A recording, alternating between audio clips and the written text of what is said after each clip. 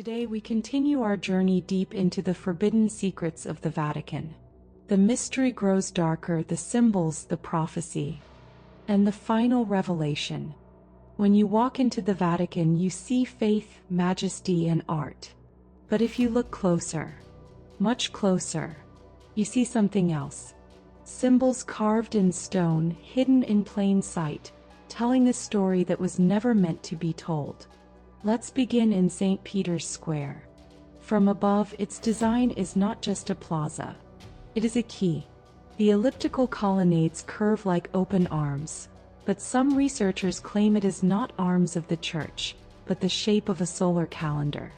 At the very center stands not a Christian cross, but an Egyptian obelisk, brought from Heliopolis, the city of the sun.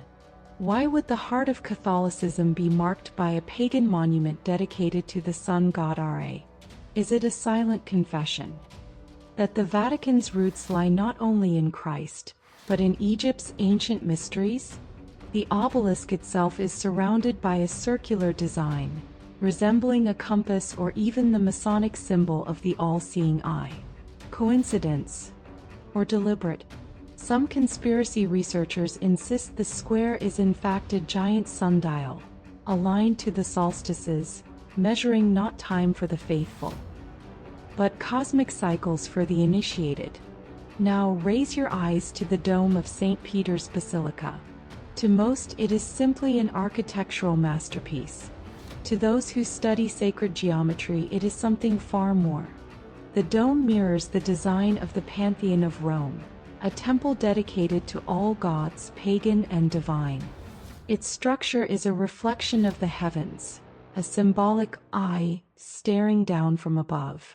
Could it be that when you enter St. Peter's Basilica, you are not simply stepping into a church, but into a carefully coded map of the universe itself? The Vatican's art holds even deeper secrets. Take Michelangelo's masterpiece in the Sistine Chapel, the creation of Adam. At first glance, it is God reaching out to touch Adam. But look carefully, the background around God is shaped unmistakably like the human brain. Was Michelangelo telling us that divinity is not in the skies, but in the mind? A forbidden message, hidden in paint, beyond the reach of the Inquisition? Even the floors of the Vatican tell stories. In the basilica and surrounding halls, geometric patterns echo symbols found in occult traditions. Inverted crosses, 8-pointed stars, solar wheels. Were they decoration? Or were they coded messages left by builders who knew something the world was never told? And then there are the statues. Angels stand proud, but in hidden corners are grotesque faces, almost demonic in nature. Some depict creatures with twisted expressions, hybrid forms, or even horns. Why would such figures exist in the holiest site of Christianity? Some say they are guardians warding off evil. Others whisper that they are reminders of who truly holds dominion within these walls. But perhaps the most shocking secret is this. The Vatican's entire layout resembles a keyhole when seen from above. A key to what? To heaven? Or to knowledge carefully locked away? The symbolism suggests power not just spiritual but cosmic. A message perhaps to those who understand the language of symbols, that the Vatican guards more than faith. It guards the very code of civilization. When symbols are placed in plain sight, they are not meant for the masses. They are meant for the few who can read them. The colonnades, the obelisk, the dome, the art, the geometry, all speak in a silent language. A language of the initiated, the chosen, the powerful. So ask yourself, when you walk through the Vatican, are you walking through a sanctuary of Christ? Or through a temple of hidden knowledge disguised as faith? And if these symbols truly reveal forbidden truths, then what else is hidden beneath the marble and gold? For centuries, whispers have haunted the halls of the Vatican. Whispers of a prophecy too dangerous to acknowledge, yet too accurate to ignore. It is called the prophecy of the popes. In the 12th century, an Irish archbishop named Saint Malachy traveled to Rome. There he claimed to receive a vision from God, a list of every pope that would rule the Church until the end of days. Not vague metaphors, not symbols, but a sequence of 112 popes. Each described with a short phrase, tied to their identity, their homeland, or their fate. At first, many dismissed the prophecy. But as centuries passed, the descriptions began to align with uncanny precision. A pope described as de Mediatate Luni, the man of the half-moon, turned out to be born during a half-moon and buried beneath one. Another, de Labor Solis, the labor of the sun, was born during a solar eclipse and buried during another. Again and again the cryptic words matched the lives of those who sat upon the throne of St. Peter. And then we reach the final entry, the 112th Pope, known only by a chilling name, Petrus Romanus, Peter the Roman. The prophecy says he will guide the Church during its ultimate persecution, as the city of 7 hills, Rome, will be destroyed, and the dreadful judge will judge his people. In other words, the last pope before the end of the world. Now ask yourself, where are we today? Pope Francis is listed as the 112th, the final pope. He is the first Jesuit pope in history. He took his name not from Rome but from Francis of Assisi, yet he often refers to himself as the Bishop of Rome, Petrus Romanus in all but name. Is this coincidence? Or is he the fulfillment of a prophecy whispered for 9 centuries? The timing is no less terrifying. We live in an age of war, global unrest, climate collapse, and whispers of secrets the Vatican can no longer hide. From forbidden manuscripts to alien contact, from financial corruption to rituals of power, could the last pope be the one to reveal it all? Or to bury it forever? Some believers claim the prophecy is fake, written centuries after Malachi's death. Others point to its frightening accuracy across dozens of popes, impossible to fabricate. If even a fraction is true, then we are living in the final chapter of a story written nearly 1,000 years ago. And so we stand at the edge. The prophecy does not speak of peace but of fire, of persecution, of a time when the Vatican will not lead the faithful, but will face judgment itself. Rome, the eternal city, burning as the last pope stands witness. The question is not whether the prophecy is real. The question is, are we ready to face it? Because if Francis is truly Petrus Romanus, then the end is not near. The end is already here. For centuries, the Vatican has stood as the center of the Christian world, a symbol of faith, morality, and divine authority.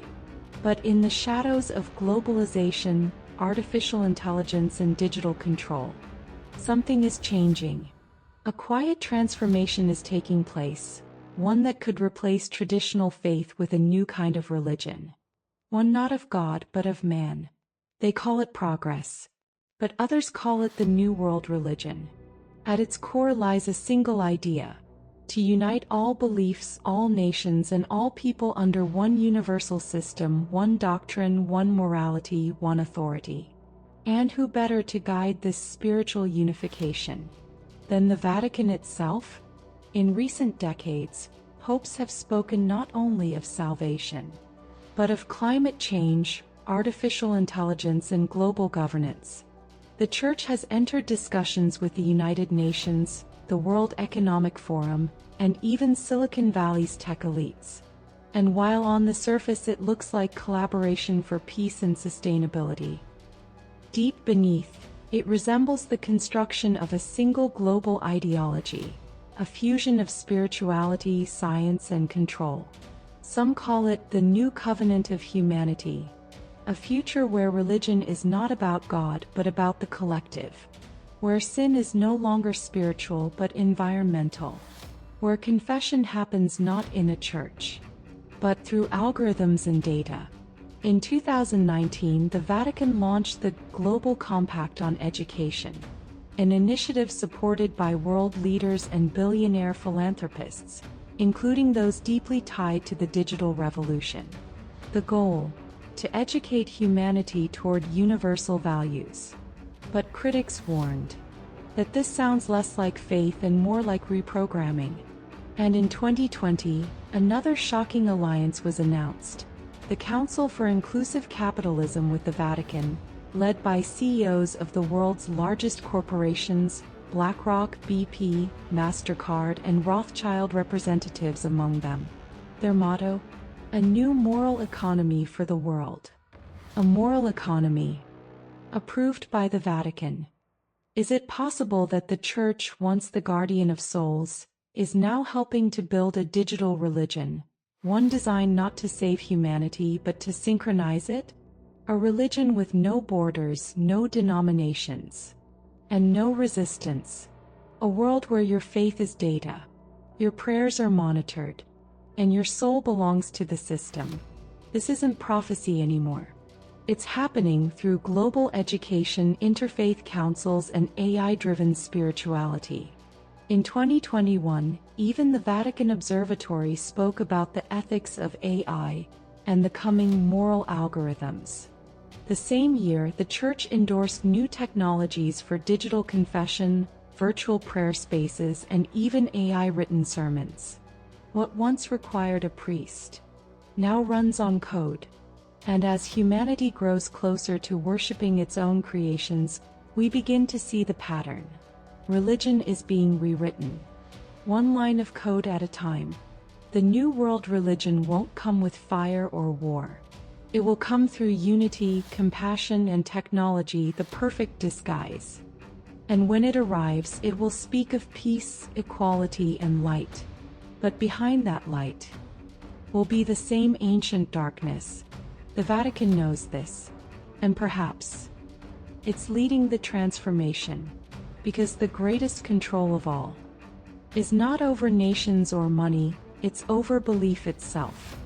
From the forbidden manuscripts to the whispers of alien contact, from the power of the Jesuits to the hidden symbols in stone and the prophecy of the last pope, one thing is clear: the Vatican is not only a sanctuary of faith, it is a fortress of secrets.